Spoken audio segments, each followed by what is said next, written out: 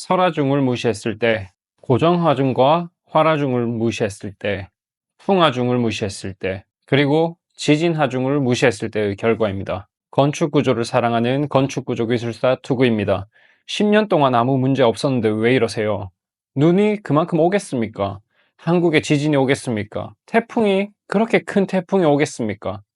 일하면서 정말 많이 듣는 말들입니다. 하지만 이런 생각은 위험합니다.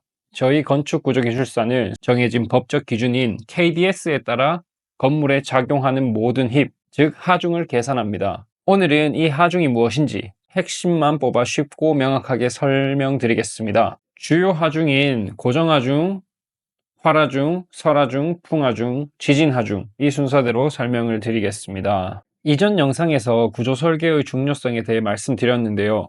건축물은 단순히 서 있는 것이 아니라 끊임없이 다양한 힘에 저항해야 합니다. 이 힘들을 바로 하중이라고 부릅니다. 이 하중들을 정확히 예측하고 건물이 안전하게 버틸 수 있도록 설계하는 것이 건축 구조 기술사의 핵심 역할입니다. 그럼 이제 이 하중들이 각각 무엇인지 구체적으로 살펴보겠습니다. 첫 번째는 고정하중, 영어로는 데드로드입니다. 죽은 하중, 이게 과연 무슨 뜻일까요? 사람이든 동물이든 죽고 나면 움직이지 않습니다. 고정하중도 마찬가지입니다. 건물이 지어지고 나면 움직이지 않고 영구적으로 작용하는 하중을 말합니다. 건물 자체의 무게, 예를 들면 콘크리트 슬래브, 벽체, 그리고 마감재 등이 여기에 해당하게 되겠죠. 주의할 점은 어떤 마감을 하느냐에 따라 고정 하중이 최대 10배 이상까지 차이가 날 수 있다는 것입니다. 이렇게 슬라브인 경우와 공장 지붕들 보면 이렇게 판넬만 덮는 경우도 있죠. 이 둘은 10배 이상의 하중이 차이가 납니다. 그리고 특히 중요한 점은 고정 하중이 클수록 건물이 받는 지진 하중도 이와 비례해서 커진다는 사실입니다. 두 번째로 활하중입니다. 활하중은 시간에 따라 변하는 하중을 의미합니다. 건물 안에 있는 사람들의 이동, 가구 배치, 기계의 작동 등으로 인해 발생하며 주로 위에서 아래 방향으로 작용합니다. 건물의 용도에 따라 최소 기준값이 법으로 정해져 있습니다. 예를 들어 주거용 건물의 거실은 1제곱미터당 여기 1m, 1m 이 경우를 1제곱미터라고 하죠. 1제곱미터당 2kN per 메타 제곱의 하중을 적용하도록 되어 있고요. 서고, 도서관의 서고의 경우 7.5kN per 메타 제곱을 견디도록 설계를 해야 합니다. 여기서 2kN 이 말은 200kg과 같다고 생각하시면 되고요. 그러면 7.5kN의 경우 750kg과 같다고 생각하시면 됩니다. 보시다시피 같은 면적이라도 수영장, 공장, 공연장처럼 활하중이 매우 큰 공간은 처음부터 구조 설계를 완전히 다르게 해야 될 수도 있습니다. 세 번째는 설하중입니다.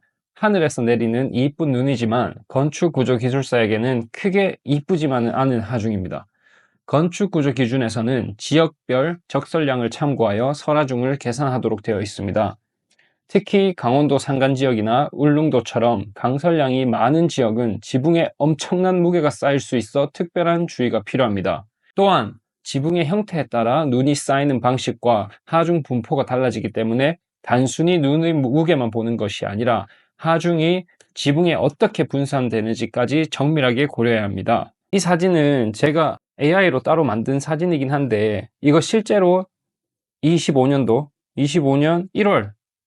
1월에 눈이 좀 많이 왔었죠. 그때 지역이 이 부근이었습니다. 이 부근에서 일어난 실제 사례와 제가 굉장히 비슷하게 다시 만들어낸 사진입니다. 사실 뉴스에는 인명사고, 인명피해가 없으면 뉴스에 나지도 않기 때문에 저희끼리 내부적으로 보면은 이런 사고들이 굉장히 자주 발생합니다. 그러니 제가 오늘 설명드리는 하중들 중에 조금이라도 무시할 수 있는 그런 하중은 없다고 생각하셔야 합니다. 네 번째 풍하중입니다. 이제 하중의 방향이 좌우로 횡방향으로 바뀝니다. 우리나라는 여름철 태풍이 자주 발생하는 지역입니다. 그래서 뉴스에 강풍주의보가 뜨면 설계자 입장에서는 긴장할 수밖에 없습니다. 풍하중은 바람에 의해 구조물에 작용하는 횡력입니다. 기준에 따라 지역별 풍속, 지형 조건, 건물의 중요도 등을 반영해 풍화중을 계산합니다. 예를 들어 해안가와 이 내륙은 풍화중이 계산을 해보면 3배 이상 차이가 날 수 있습니다. 또한 기준에서는 500년에 한 번 올 수 있는 강풍까지 고려해 설계해야 합니다. 특히 해안가, 산지, 넓은 들판에 위치한 건물 또는 지붕에 태양광 설치를 계획 중이시라면 풍화중이 크게 증가할 수도 있습니다. 이 사진도 2014년에 제주도에 태풍이 왔을 때 무너진 건물과 최대한 비슷하게 만든 이미지인데요. 제주도는 설계 풍속이 50m/s인데요. 이러면 내륙지방의 풍속은 보통 28m/s가 많습니다. 풍화중은 여기에 풍속에 일반적으로 제곱에 비례하기 때문에 이 힘의 양은 큰 차이가 있죠. 그리고 해안가였다 하면은 또 더 커집니다. 이처럼 고려해야 될 설계 하중을 제대로 고려하지 않으면 이런 사진과 같은 큰 피해를 입을 수밖에 없습니다. 마지막은 바로 지진 하중입니다. 이 두 사진 정말 유명한 사진이죠. 포항 지진이라고 치면 네이버든 구글이든 어디에든 포항 지진이라고 치면 항상 나오는 사진입니다.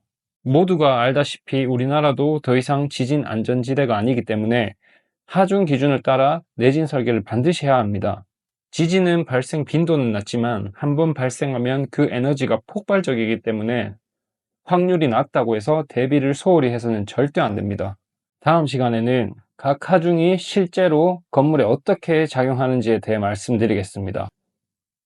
중력 하중, 위에서 밑으로 누르는 힘에 의해서 지배되는 구조, 그리고 바람에 의해서 건물이 설계되는 경우, 마지막으로 지진 하중이 크게 작용하는 건물들은 각각 구조가 어떻게 다른지 이런 사례들을 살펴보며 어떤 하중이 구조 설계에 결정적인 영향을 주는지 알려드리겠습니다. 오늘 영상이 도움이 되셨다면 좋아요와 구독 부탁드립니다. 그리고 혹시 보완할 점이 있다면 댓글로 알려주세요. 더 나은 컨텐츠로 보답하겠습니다. 지금까지 건축구조를 사랑하는 건축구조기술사 투구였습니다.